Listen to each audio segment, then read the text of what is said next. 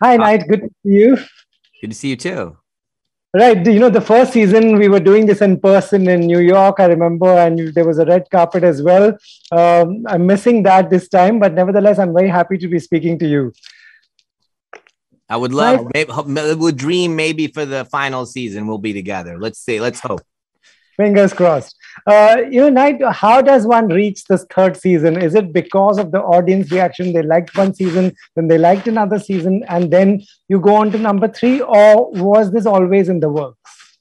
No, it's in our particular case. It was you have to get it earned each season. So I mean, there's a vulnerability there, and only because of the fans are we here that we can say we're going to do 4 seasons and finish the show. I tweeted about this, and in reality, I mean, there's a reality to this that there's this many people that watched for a season, and then it grew and grew, and then the second season it tripled, and then it's growing and growing, and even as we're getting to the third season, it's still growing. And so Right. that trajectory, that wow, we're going to have a giant third season, is the reason that we got a third and a fourth season. I mean, it's amazing. It's all audience reaction that's causing this. I can tell a story at the best I can, at the level that I can tell it as best I can. However, if they're not watching it and they're not telling their friends, we don't get to come back and finish it. So in that way, it's a beautiful relationship. Like I don't even get to finish telling the story unless they're receiving it in the right way.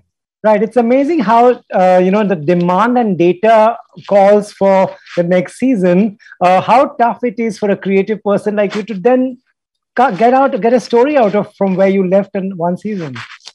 Oh, so I don't approach it that way. So what I tried to do was we knew what the first season was going to be, and then that after that is when we really had to grapple and say, where are we going, and it took about a half season more before I figured that out. And actually when we stopped because of the pandemic, that's when we went, I wrote down everything, where are we going to go, and I said, okay, we're going to go here all the way to the end of the 40 episodes, but at the end of the 30th episode, this event is going to happen and everyone is going to be shocked. So we have mini peaks that we're going to hit, at the end of each season. And so I knew that. So Right. So does this begin exactly where the second season got over?